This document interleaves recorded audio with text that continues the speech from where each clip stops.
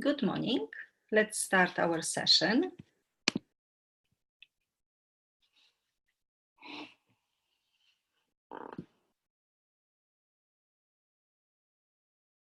Okay, I think we are ready to start.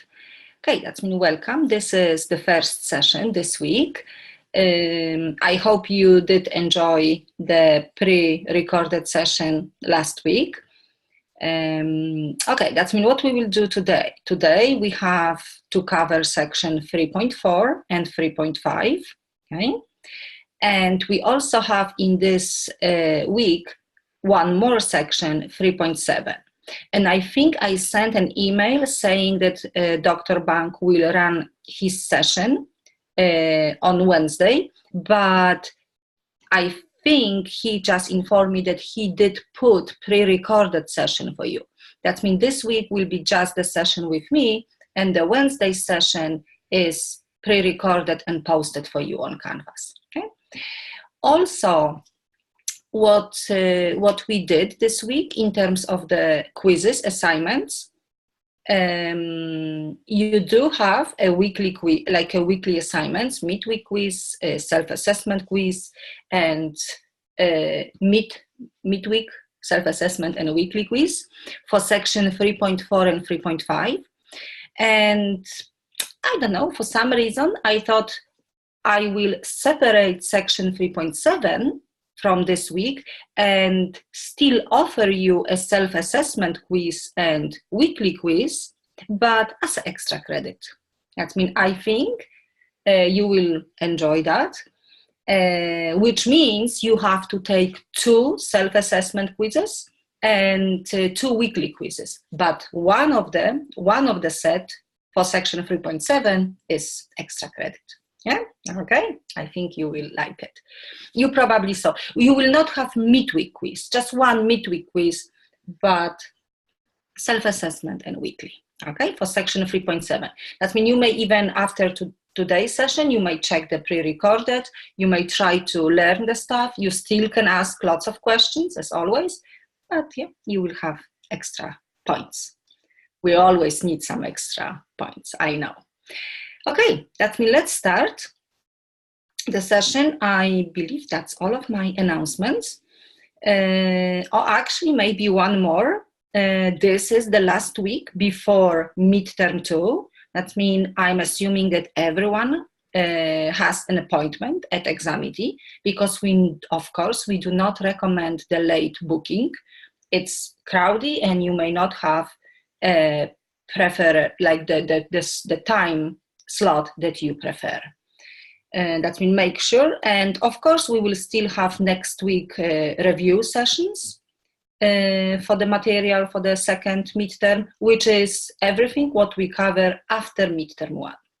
And the test will be open, I believe, Thursday next week and will be closed Monday. That means make sure that you have a time slot appointment at Examity during these dates. Okay, now everything. Let's start. That means today I will talk about limits at infinity, and the result of this is the horizontal asymptotes. Okay. Also, section 3.5, it's like a kind of like a summary of the curve sketching. We did cover almost everything what we need, okay?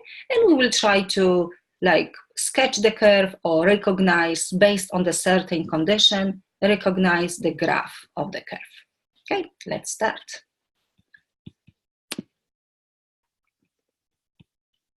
Okay. Limits at infinity. I mean, what we have, I can show you something that is, too fast. Something that is probably old, which we did call infinite limits. And this is the stuff from chapter 1. It's been looking at the function, like rational function 3 minus x over 1 minus x. We can see that function is not defined at 1. Okay, both of them. And if the function is not defined at the number, we have to check what's going on from the left-hand side and the right-hand side. And this is telling me that I have to compute a limit. And we know, substituting 1, I will get 3 minus 1, 2, 2 over 0. 2 over small number, of course, is a huge number. And since this is, I'm just checking if this positive infinity and this negative infinity is correct, but I believe it is, because having 2 over 0, okay, I know that I will get huge number, but I have to check the sign of this 0, which means let's come back. 1 minus x. X was 1 from the left. Okay, that's correct. 1 from the left is like 0.9. 1 minus 0.9, it's definitely a 0 from the right-hand side. It's a positive small number, which means positive infinity is the result. And respectively, this will be 1 from the right-hand side, 1.1. 1 minus 1.1 will give me negative number. A small number, but negative. 2 over small number is a big number, but in the negative direction. Okay, that means everything is correct, but because I have to make some conclusion, okay, if we're getting infinite limits at that number 1, we know that this vertical line is a vertical asymptote because of that infinity. Okay? That means that's the way to find a vertical asymptotes. Okay? Find the numbers that are not in the domain. In this case was 1. Compute a limit. If the limit is infinity, then the function has a vertical asymptote. On both sides, or even if it's just one-sided limit infinity, it's still a vertical asymptote. Okay. Now, let's investigate the end behavior. You probably remember that terminology from algebra class, yeah? Like how function behaves at the end of the domain. And usually the end of the domain is positive infinity and negative infinity. Of course, not always, because we may have some constraints, we may have some cuts, okay, but end behavior means usually like we have to check what's going on, let's say this way, at positive infinity or negative infinity. Okay, that means how function behaves as x becomes large. Okay, that means let's look at this. Taking a function 1 over x, we see right away that function is not defined at 0, of course, and this is the graph, hyperbola in the first and the third quadrant. And what I would like to do, I would like to first of all check the behavior at the number that is not in the domain, okay? Which we know it's 0, and that's what we did. That means this is the old stuff. 1 over 0 is a big number. I didn't. It means this will be negative infinity, and this will be positive infinity, which means the result is a vertical asymptote at 0. And we can definitely see this. Okay, but now the new stuff. We also have to check how function behaves as x becomes large. Okay, that means x approaches infinity. My function is 1 over x. 1 over big numbers. 1 over big, it's always small. And small for us is 0.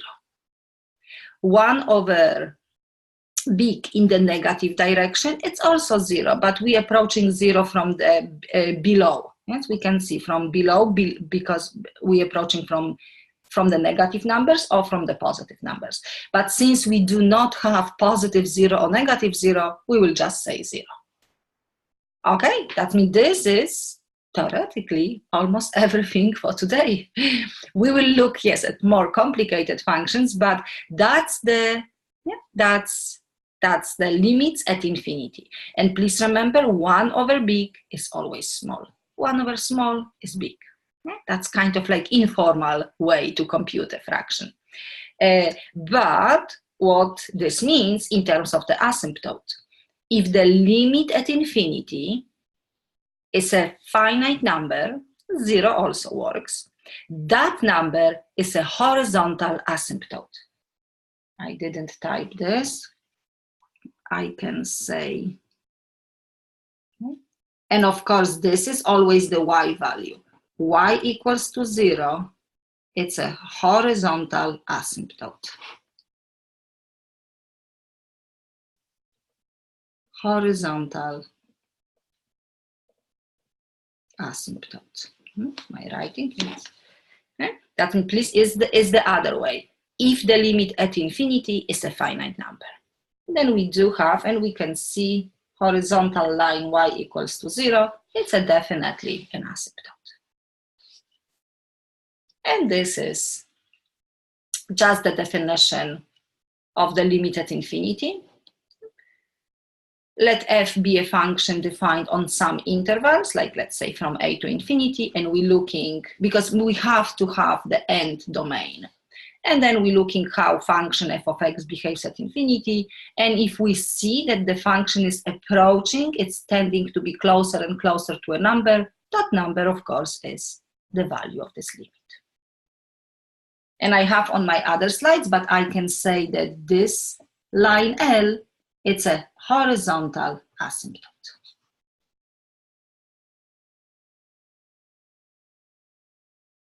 Oh, I just did the same, showing you the other end behavior. If function is defined just at negative infinity to a certain number, and then as x becomes large, but in the negative direction, and function is like approaching a finite number, that number, of course, is the limit. Okay, and this is the definition. If the limit at infinity, positive infinity or negative infinity is L, we call that line horizontal asymptote. Because the main question that we will ask you, find a vertical and horizontal asymptote of the function. Okay? Let me remember, for the horizontal, we're looking at limits at infinity, both. For the vertical, we're looking at the numbers that are not in the domain and checking if the limit at these numbers are infinity. Yeah, it's the other way. We're switching the infinity and the finite number. Okay, a little bit of examples. You probably know the definition of the asymptote. Yeah, so we probably, let's say 1, 2, 3, 4, 5, and 6. And I would say a graph 2 and a graph 4 is a typical, yeah? Because we can see the blue curve is approaching the pink line. It's definitely a horizontal asymptote. And also at negative infinity for graph 4, the blue line is also approaching a pink. Okay? But you may say, oh, graph 1 is actually intersecting. Oh, I don't want to switch. It's intersecting an asymptote, and not even mention about the graph 3. It's like intersecting multiple times. And of course, this one and this one. Right? But since we're looking how function behaves at infinity, we're only looking like at the kind of like the end points. And that means we may, please remember, the function may intersect a curve kind of like in the middle, between negative infinity and positive infinity. That means we may have situation like this one, okay? But we can definitely see we have horizontal asymptote because the curve is respecting that asymptote at positive infinity. The same for this one, number 5.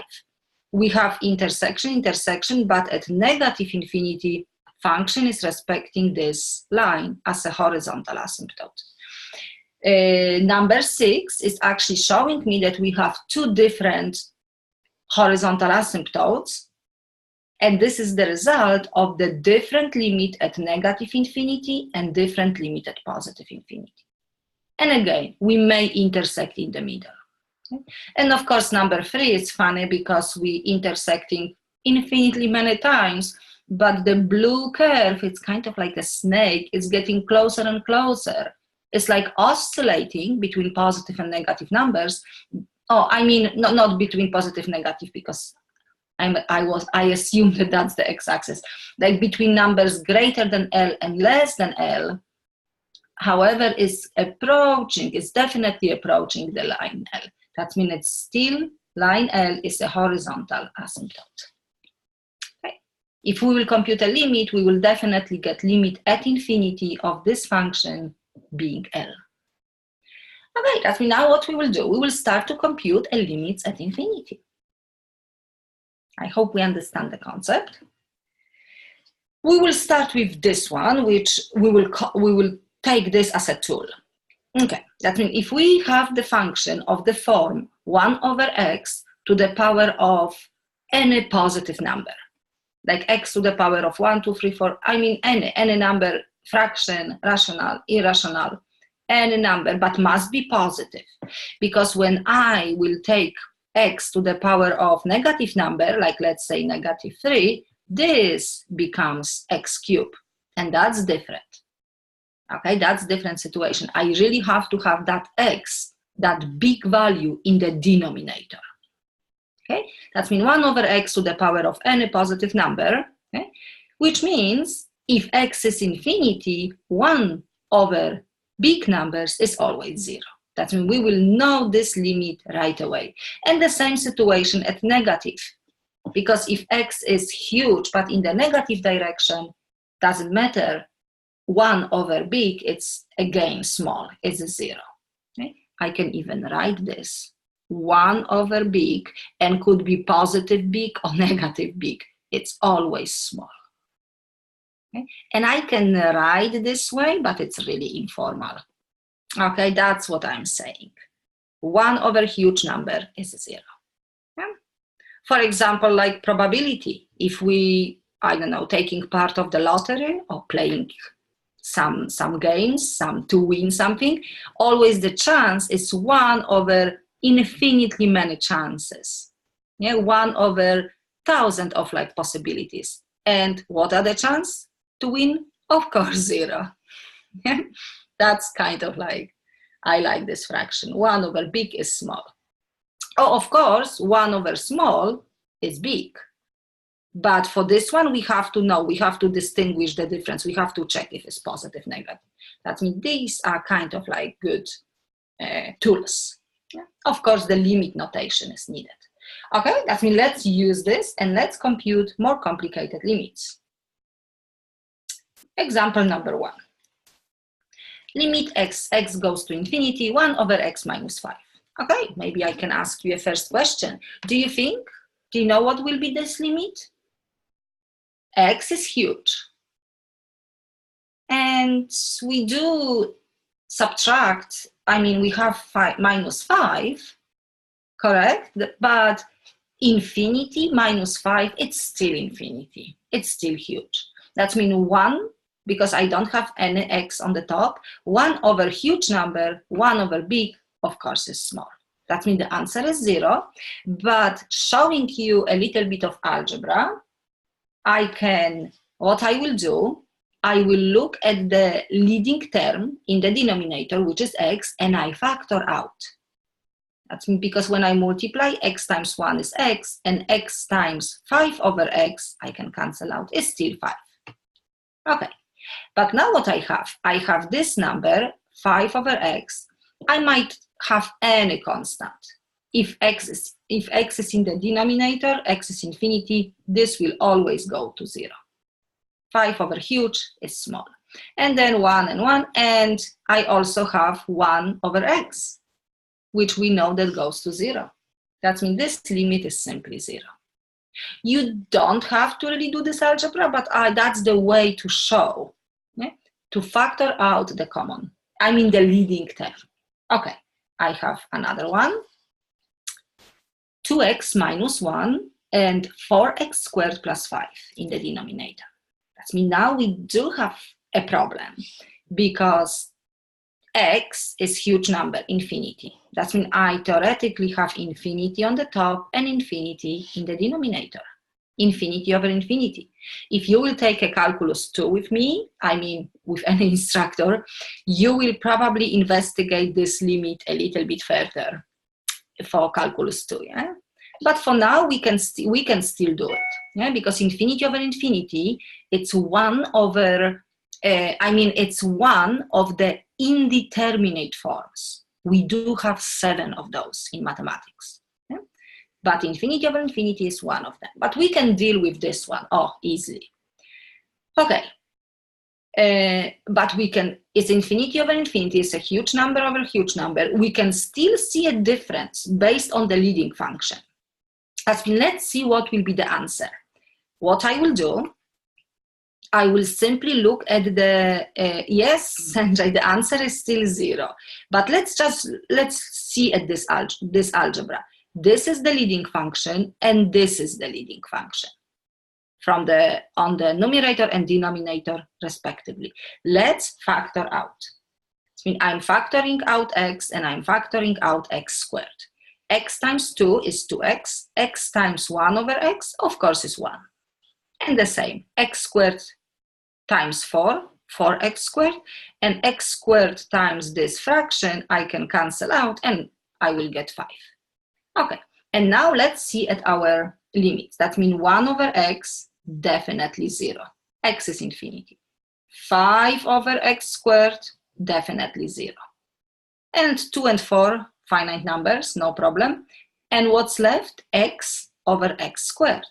When I simplify, I will get 1 over x. And 1 over x, of course, goes to 0.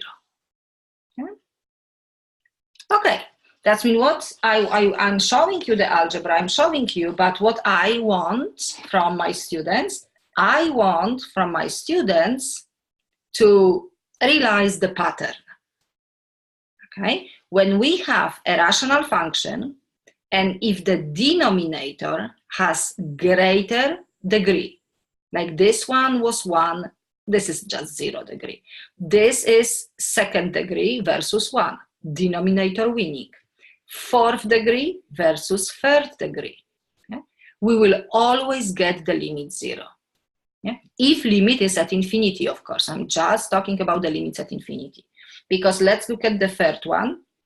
Looks probably complicated, but you don't have to do this way. I want you to see this, I want you to understand, yeah? But we can see leading function, like this will go to 0, this will go to 0, this will go to 0, to 0. Only the finite number will stay. That means everything is 0. And then x cubed over x to the power of 4, we can cancel out 1 over x again, and it's 0. That means this is the conclusion. If the degree is less in the numerator, then limit at infinity is always 0. Okay, and I have this. Can you tell me this limit? Not even doing the algebra? Of course, 0, because we're just looking at the leading terms. Limits at infinity, yeah?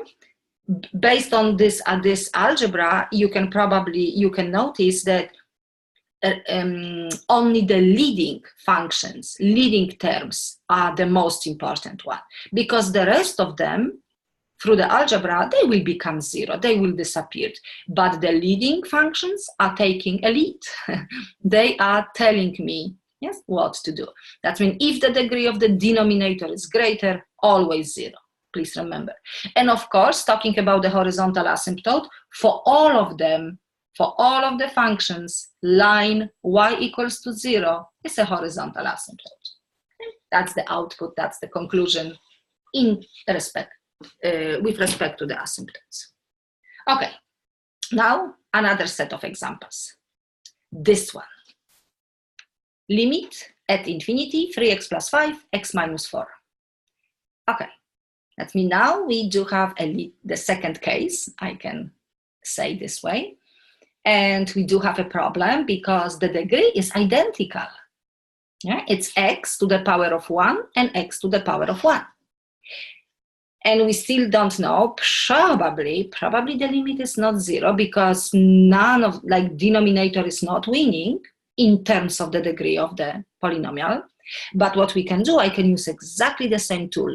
I can factor out a leading functions. I did factor out x. I have 3 because 3 times x is x, and I have that fraction. Cancelling out this, I have 5, that's mean, and the same on the bottom. And now we can see this goes to 0. Okay, the 5 over x also goes to 0. 3 over 3 and 1 stays, but what's happened? I have identical leading function. I can cancel them out, and the only numbers that matters are the leading coefficients. 3 over 1. The limit is, I can even write 3 over 1, it's 3, because it's the ratio of the leading coefficients. Okay? That's probably the conclusion. If the degree is the same of the polynomial from the denominator and numerator, we're looking at the ratio of the leading coefficients. Can you tell me this limit? 2 minus 3x squared, 5x squared plus 4x, limit at infinity. Degree is the same. We can see x squared and x squared. Yes, thank you. It's simply the ratio of the leading coefficients. I did factor out. Yeah, again, you don't have to perform this if you understand the concept. This goes to 0, 2 over big number. This goes to 0 because denominator is winning. And this is cancelled out. Negative 3 and over 5 stays. Good. And that's the conclusion. If the degree of the polynomial in the numerator and denominator is the same, then the limit is just a ratio of the leading coefficients. And now the question for you. Exam type question. What is the limit of this function? Limit at infinity, 4x to the power of 4 plus 5, all over x squared minus 2 times 4x squared minus 1. Yes, the limit is actually 1, because what we have, limit as x goes to the infinity, 4x to the power of 4, and I can even say that the rest of the terms are not important, because we know based on the algebra they will disappear. Now, in the denominator, I have product. That means I will distribute everything, but distributing all of the terms, I know that 4x to the power of 4 will be my leading function. And since they are the same, 4 over 4 is 1. Very good. Okay, that's extremely nice exam type question or quiz type question. Okay, let's keep moving. This one are similar that we just did, but I am like adding a root function. But even based on the root function, we can still determine the degree.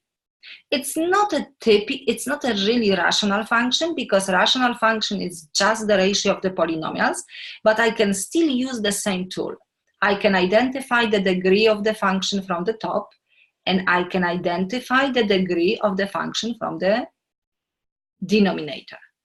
And then if the degree is the same, okay, we know that we need the ratio of the leading coefficients.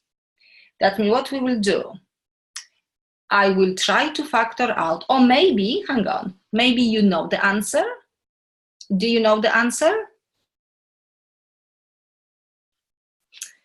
Because it's not 1, because we have, okay, this is my leading function. It's 1/3.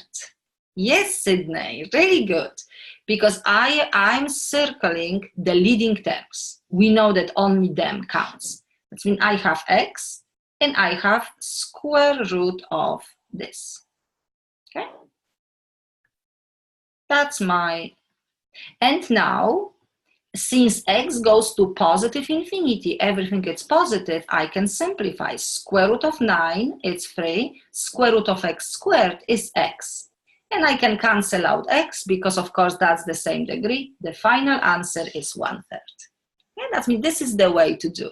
Of course, I did type, I did type my algebra. I factor out the leading functions. We know that this goes to 0, this goes to 0. This and this is the same because we can cancel out 1 over square root of 9, which is 1/3. I think I typed there, yeah, the answer. But we can see, you don't have to do this. You may think, yeah, the concept-wise and do your algebra plus the arithmetic. But the only thing that is really important for this question, I did simplify this. I did simplify this square root as x. But we have to remember, if x is negative, like for example, -5 to the power of 2, I can't just simplify square root and squared. And I can't copy that number because, of course, that's not true. Okay? Because if I square -5, I have 25, positive 25. Square root of positive 25, it's of course, it's of course 5. That means having this negative, I have to make it positive, adding extra negative. That means if we have to simplify this, if x goes to negative infinity, this indicates that all of the x's are negative. Then I can't just say x, because that x is negative, like my -5. Then I will put extra negative to make it positive. That means this is the tricky part for the square root, the even roots expression. If x goes to the negative infinity and we have square root of the x squared, we have to simplify this way. Okay, let's look at this example. We're still at positive infinity, that means we're okay. Okay, can you tell me this answer? We can only look at the leading terms. Simplify this and this. Square root of 4x squared. Right. Okay, who can tell me the answer? It is 1/4 or 1/2 or 1/4, not 1/2. Square root of this over 8x. Square root of 4 is 2. Square root of x squared, I can easily simplify because it's positive infinity.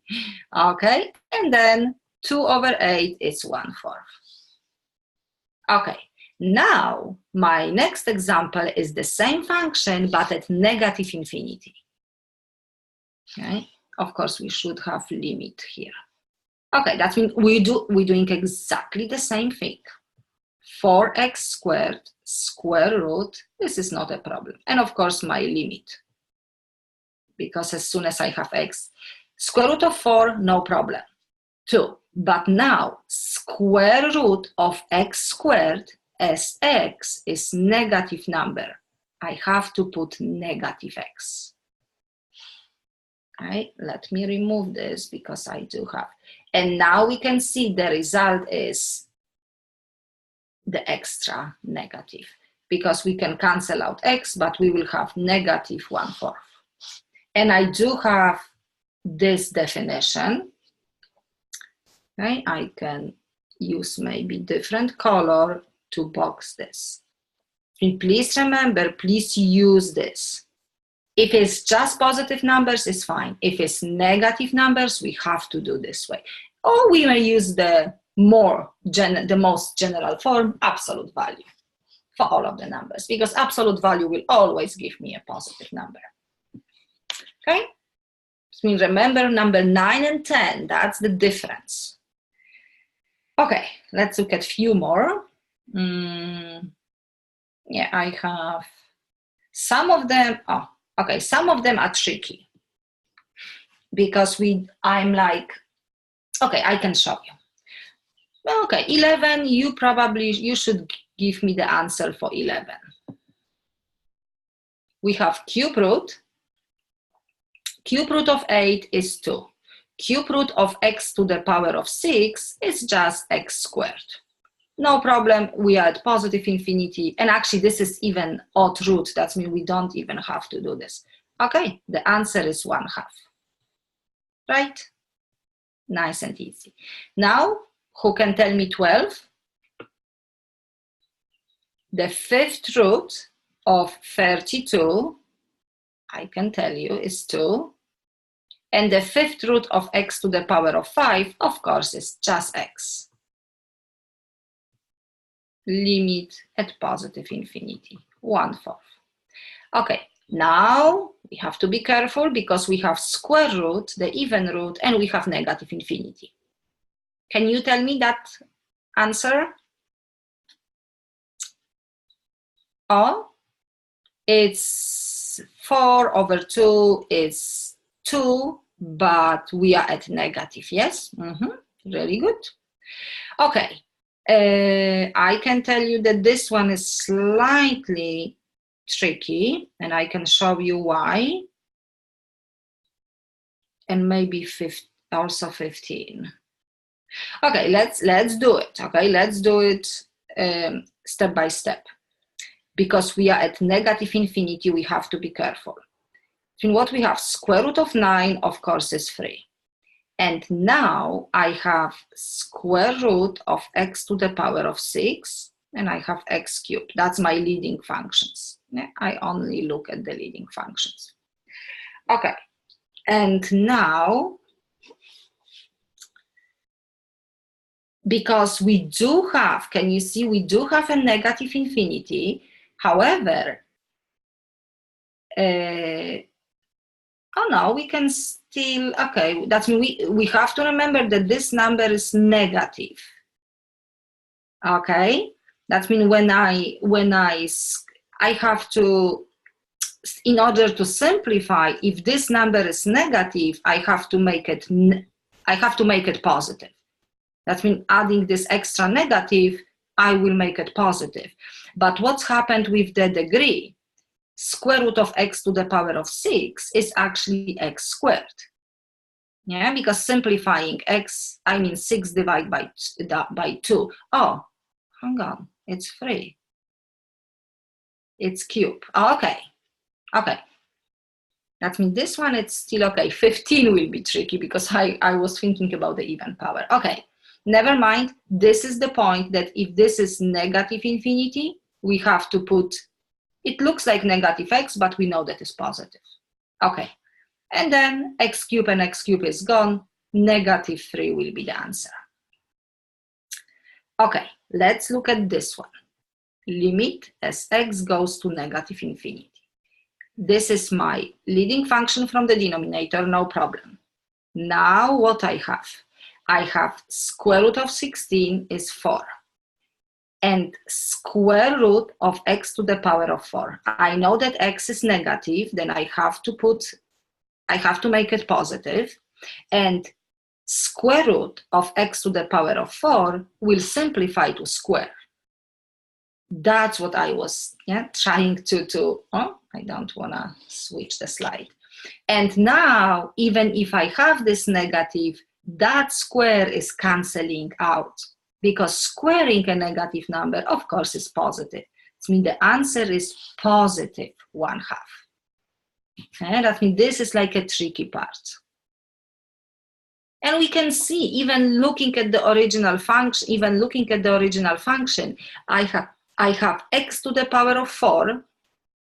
Negative quantity will always give me positive. That means this is always positive, and this is always positive. X to the power of 4. I mean x to the power of 2. Positive. That means positive over positive. My final answer must be positive. Okay. And 16 is the same, almost the same like 14, because I will have x cubed and will be negative. 2 a square root of 4, and this will give me cube,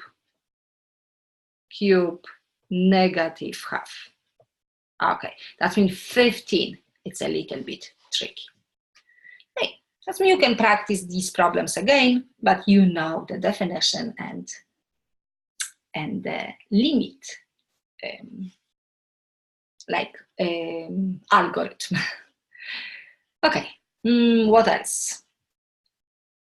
Okay, now I have a few examples. Oh, they are totally different. Okay, that means they are different now. No, we can even see they are not the rational function. But let's see. Hang on. I believe 19. Okay, let's look at 17. 17 is just limit of the function sine of x at infinity. And we know how function sine of x behaves. Sine of x is just oscillating between 1 and -1, 1 and -1. That means we do not have a limit. Function does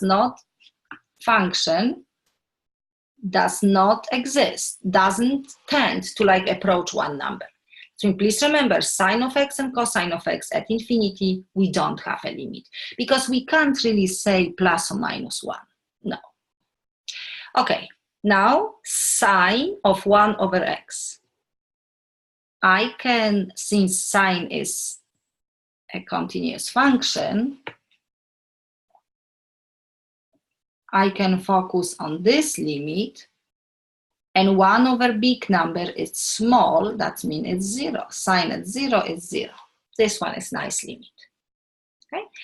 And actually this one I did copy from your textbook, but this looks like Calc 2. Okay? Mat 141. I can put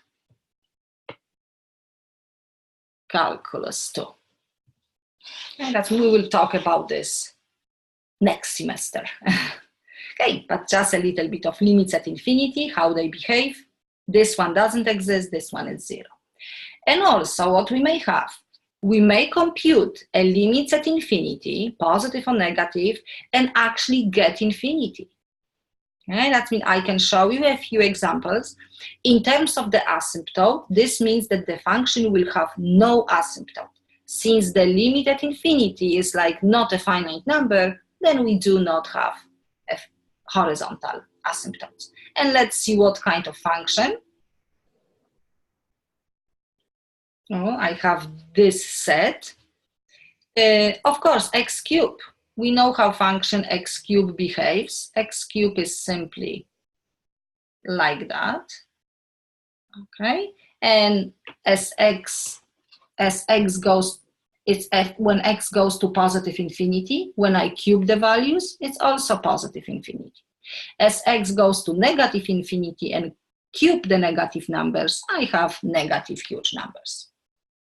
Okay, and again, 22 and 23 looks like Calculus 2. That means we can still do some algebra, but why I'm saying this? Because what we have, when I square infinity, I still have huge number, and and this is just x. That we do have, theoretically, looks like infinity minus infinity. Also for this one, infinity minus infinity.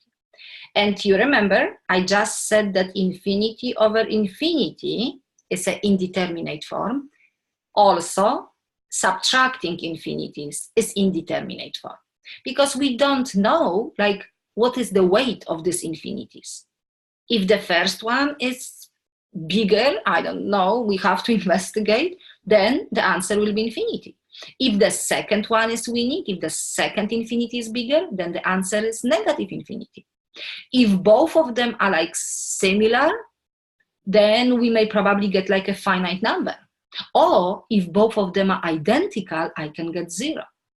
Yeah, but we really have to have a reason. We have to do something. But we will not ask this type of question. Again, Calculus 2. Let's see the rational functions. That's what we were practicing. Okay, we can see 2x cubed over x squared. The rest of them, theoretically, we don't even have to look at this because it's limited at infinity. And now we have the third case. Now the numerator is winning in terms of the degree. If we will do my algebra, oh, I didn't type the algebra, but I can actually just type limit as x goes to positive infinity, 2x cubed over x squared. Cancelling out everything, we have just 2x. And if x is huge, the answer is simply huge, infinity, because we kind of see that x is infinity. That means what is the conclusion? The conclusion is if the top of the function, for the rational function, is winning, we will always get big number. We have to look at the arithmetic and check if it's positive or negative, but always infinity. Can you tell me the answer for the second one? I can. It's at negative infinity. 4x squared over x, because we're only looking at the leading terms. What's left when I simplify? Just 4x. My writing is limit at negative infinity, 4x. Can you tell me the answer? It's, I'm sorry, it's just switching. Positive infinity or negative infinity? It's negative infinity because it's 4 times negative infinity. Okay, and the last one looks really good as an exam type question. Can you tell me the last one? Limit at negative infinity, 1 minus x squared, 20x plus 3.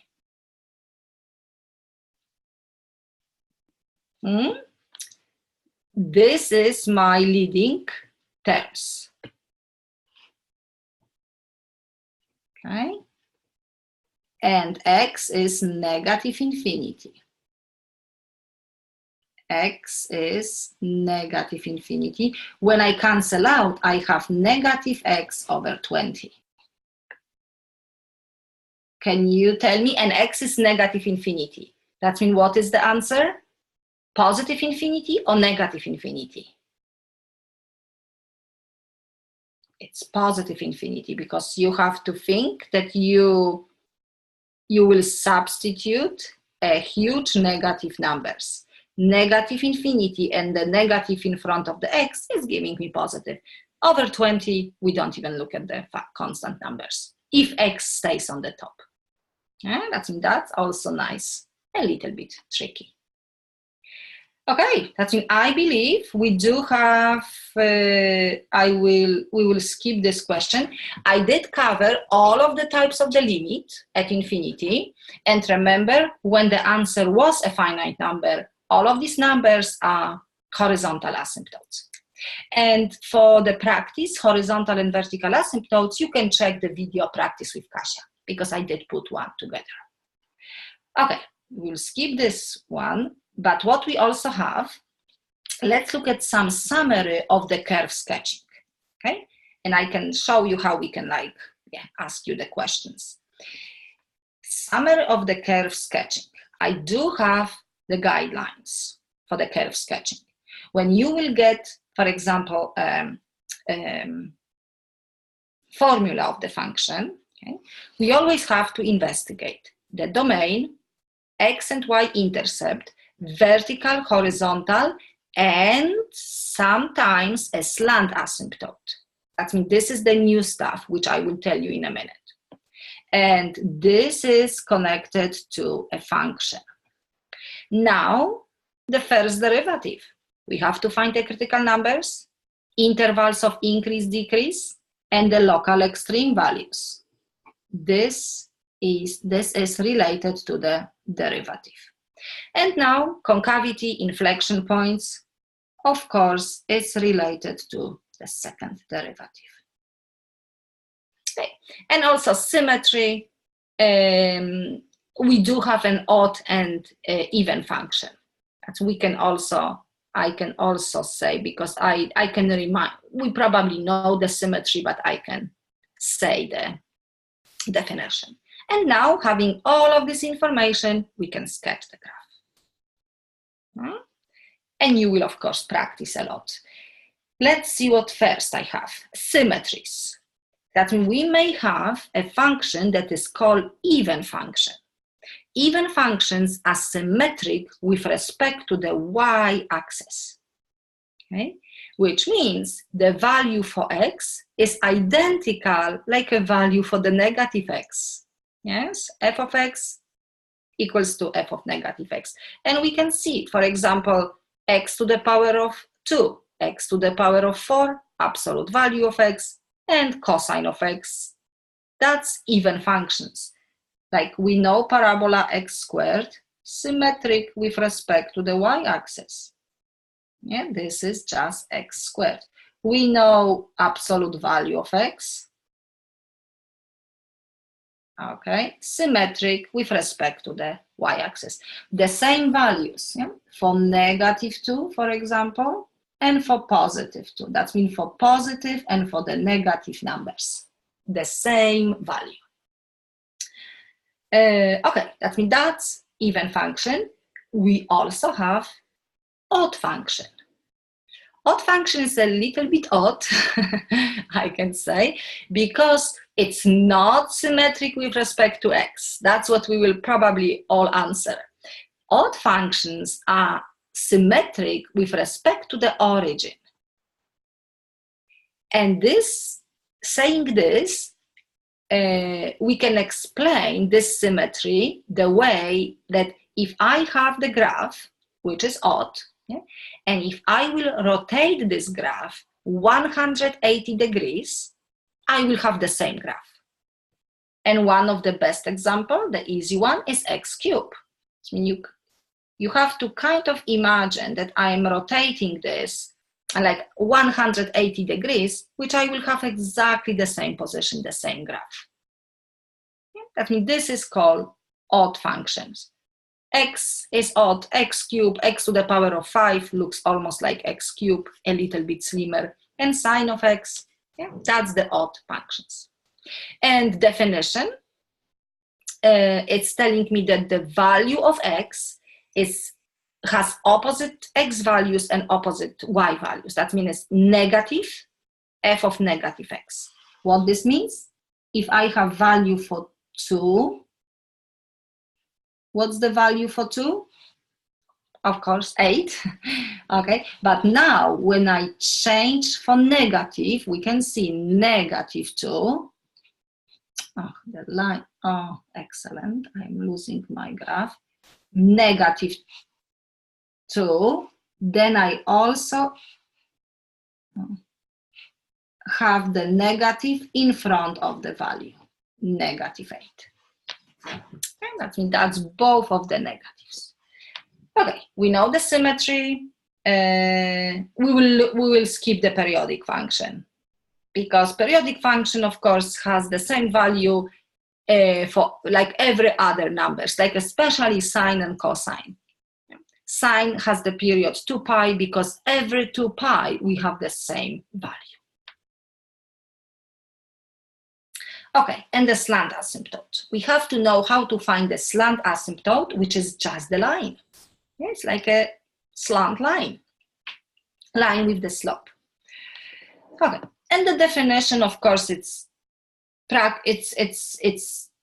like, I mean, I would like to say obvious, but I don't want to say obvious, because sometimes obvious stuff are not obvious in mathematics. I know that, but asymptote, like a normal definition of the asymptote, function is approaching that line. It's never touching, but it's approaching. Function may intersect somewhere, but not at infinity. Yeah, we can see nicely respecting. And different way, talking about the asymptote, defining an asymptote, we may see this vertical distance between the blue line and the pink, blue curve and the pink line. It's getting smaller and smaller, which means it's 0. That means the difference between the function and the slant asymptote is 0. Okay, that means that's one way of defining a slant asymptote. And then that curve, if this is 0, it's definitely called a slant asymptote. Makes sense. But I can show you how to find the slant asymptote for just one type of the function. That means we will look at the rational functions. We did a few limits today. And the only case that the function, the rational function, has a slant asymptote, okay, is when the degree of the numerator is only one more than the degree from the denominator. We know that if the numerator is winning, the limit is infinity. That's different, right? We know that. And it's definitely no case for the horizontal asymptote. But if the degree has a one more number, I mean the difference is just one between numerator and denominator, then we have a function with the slant asymptote. And how can we find this equation, mx plus b? We will perform long division, dividing numerator by denominator. And the quotient, the answer, it's actually a slant asymptote. Let's see. Oh, nice multiple choice question. Probably the question from the test, from the final, from the midterm. Find a slant asymptote of the function x squared plus 3x plus 2 over quantity x minus 2. And I can see right away x squared and x. Numerator is winning in terms of the degree by 1. Squared and 1. Okay? Hopefully we do remember the long division. X squared plus 3x plus 2, and I will divide by x minus 2. X squared divided by x is just x. Okay, and now I will multiply back. I will multiply x times x and x times negative 2. X times x is x squared, but I will subtract. X times negative 2 is negative 2x, but I will subtract. I'm changing the sign. X squared minus x squared gone. 3x plus 2x is 5x, and I will put down 2. Let's repeat the process. 5x divided by x is just plus 5. And I am multiplying back. 5 times x, oh no, and 5 times negative 2. 5 times x is 5x, but I'm subtracting. 5 times negative 2, it's negative 10, but I'm subtracting. And then it's 12. And that's the remainder. I can't perform the division further. But x plus 5, it's my quotient. And actually that quotient will be a slant asymptote. Because we can see the difference must be 1, because dividing x squared over x, I'm getting x, 1x, mx. That's my line. Okay, that means this is the slant asymptote. The only thing that you need is the quotient. Okay, you may practice. I hope you did start your exam 2 review, solving a sample test, ABC, and the other one from last summer. You will see in each test is the slant asymptote question. Practice all of them. And then you will do the question on your midterm with the closed eyes. Okay. That means what else? That means that's the new stuff in this section. And now we will not really go through, or maybe we can try to analyze, because, I don't have, having a function, okay, maybe we can try, but I don't have extra slide, because I have 2 things for you to practice. Yeah, look at this question. Sketch the graph of the following function. That means the function is 2x squared over x squared minus 1. Okay? And for this type of question, if we want you to analyze following the guidelines and to drawing a graph of the function, we will always provide the first and the second derivative. Okay, that means function, first and the second derivative, which means don't worry, you don't have to compute. Because the point is for you to use the guidelines and get the correct graph. And now when you will compute a derivative, and let's say you will make some small mistakes, then everything will be wrong because you will be analyzing a function based on the wrong formula. Okay? And the same for the second one.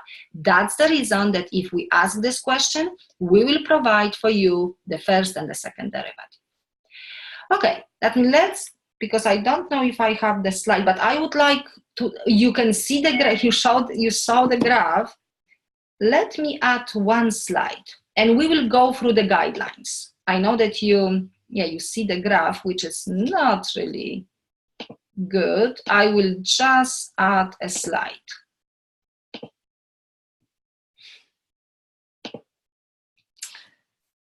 Okay, I have the empty slide.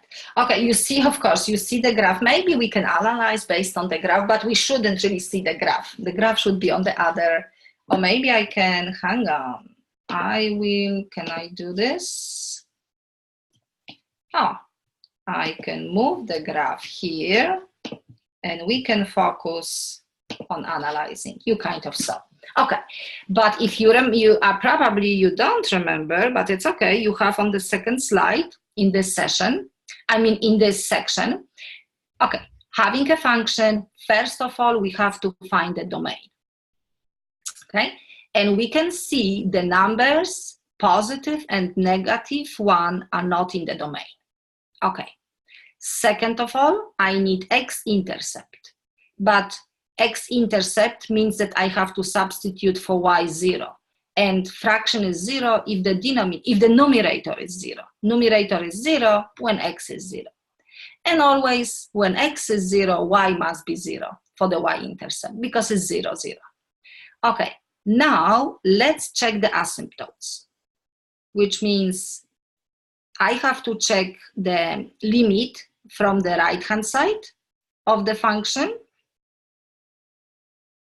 And I can factor out maybe. And I can check the limit. Hang on. Positive 1. Too fast. Positive 1. Okay, from the right-hand side and from the left-hand side. Okay, that's what and then we have to do the same thing on the negative 1.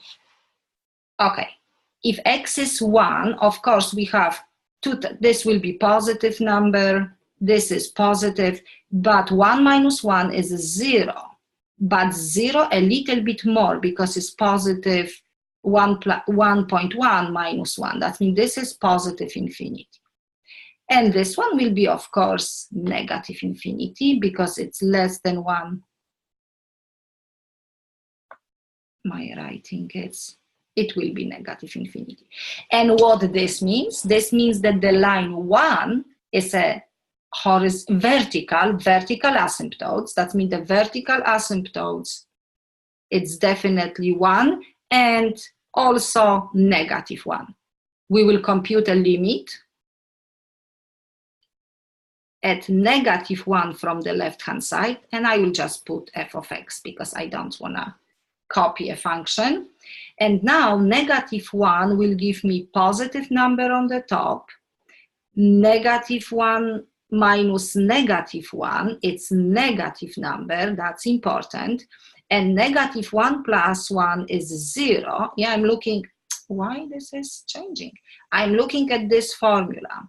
And negative 1 from the left-hand side is negative 1.1. Adding 1, we will have negative number. And now it's just the arithmetic. Negative and negative will give me positive. Okay? That means it's definitely an asymptote. And if I will compute a limit on the right-hand side, I will have negative infinity. But this is the conclusion. And what this means, I will erase this. Line negative 1 and positive 1 are the asymptotes. On the right-hand side at 1, function will go up.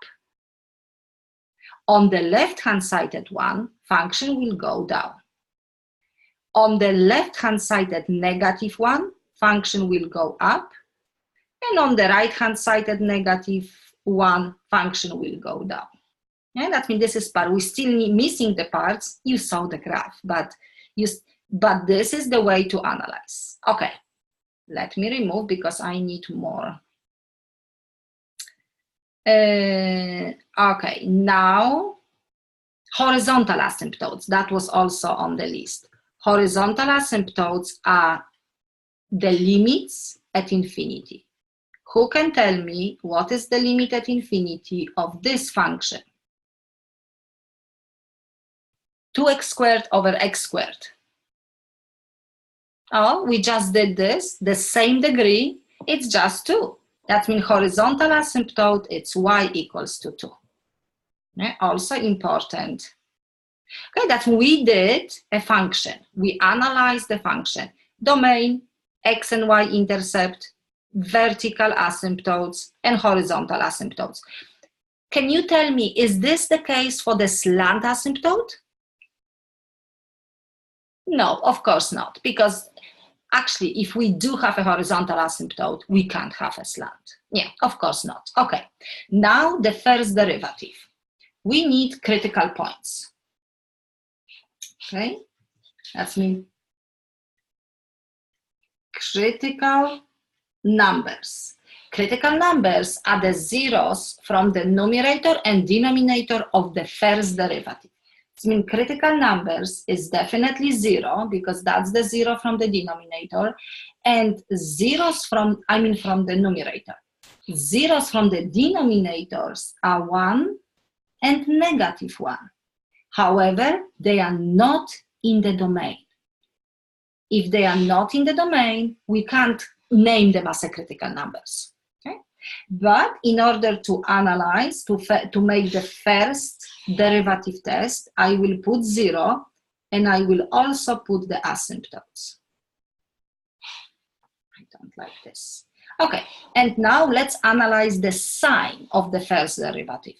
If I will put a test value, like huge number, let's say number greater than 1, 2. If I will put 2 to my derivative, I will have -4 times 2 is negative number, and denominator is square. That means this will be negative. If I will put 1/2, also negative. If I will put negative number, positive, because it's -4 and positive. That means this is the sign of the first derivative. Function is increasing, increasing, decreasing, decreasing. And we can see only at 0 function attains, because it's like a summit, maximum, local maximum at 0. Okay, done. Now we have to do the same with the second derivative. The zeros of the second derivative are, this is never 0 because it's x² will be negative. And again, we have zeros from the denominator is -1 and 1. They are not in the domain, but we have to put them on the number line. It means -1 and 1. Oh, and I have to test the second derivative. When I put 2, I will have positive value. When I substitute 0, for example, I will have negative and then positive. And then function is concave up, concave down, concave up. That means that's the, to analyze. Okay? And now we have to take everything together and sketch the graph. And you saw the graph.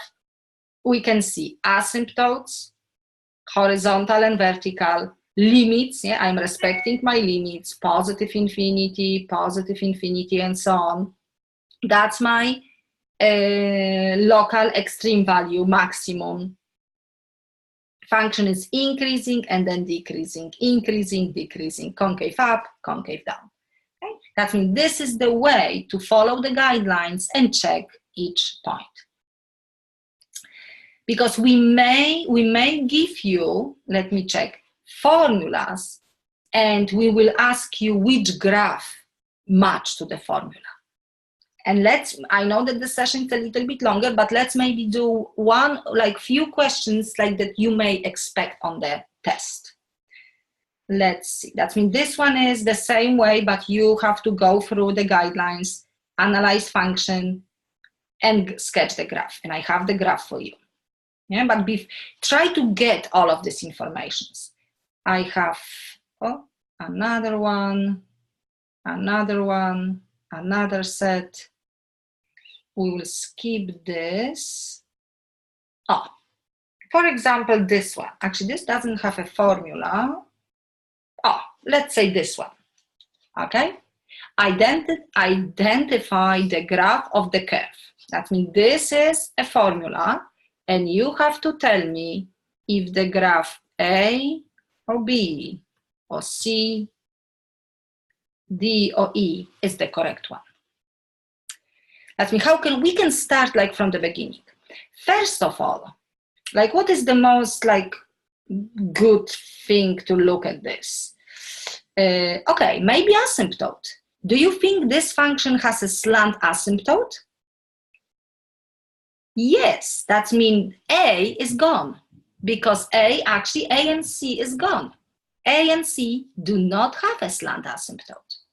We do have a slant asymptote for B, D, and E. You can see that means this is the way to solve it. Okay, another thing, what will be the x-intercept? What's the x-intercept?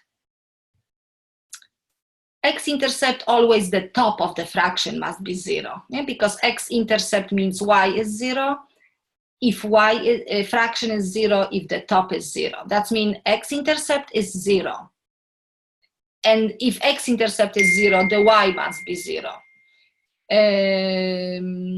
Which means 0, 0. And unfortunately, no, we're not looking at A, I'm sorry. B, E, and D. Okay, all of them has 0, 0. Okay, now what do you think? Vertical asymptotes. Vertical asymptotes. Can you tell me, can you type for me what vertical asymptotes this function has?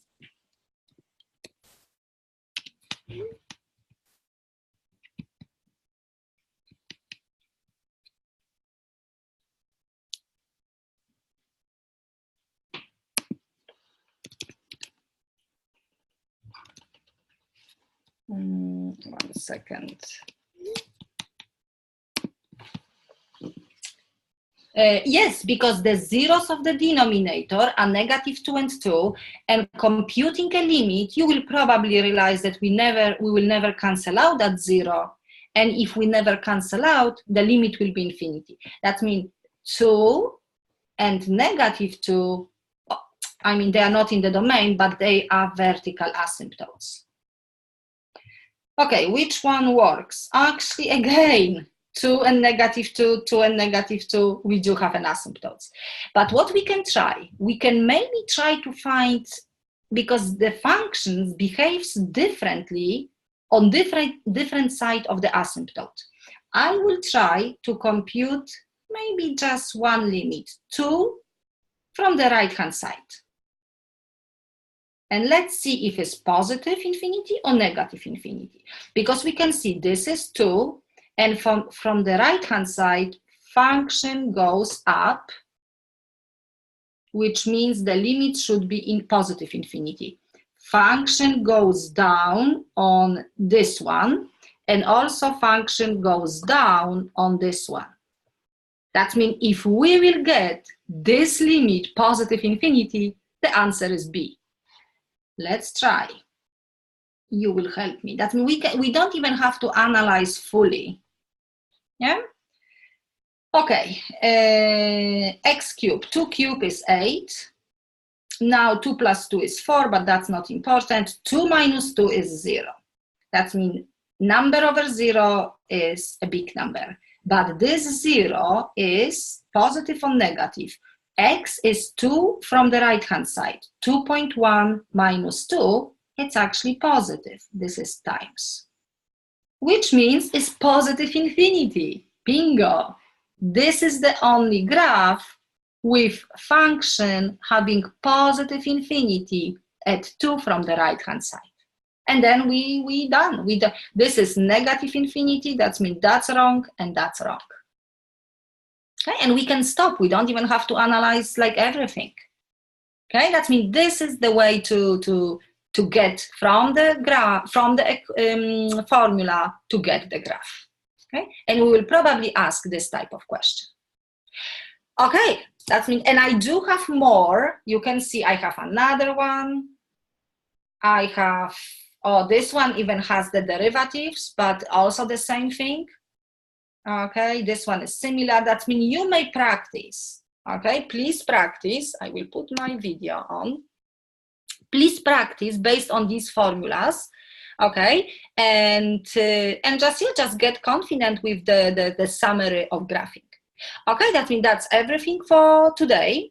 And you please check the session of the section 3.7 and complete these two set of quizzes, and you will be done for this week. Remember, start your review, even today, the exam review.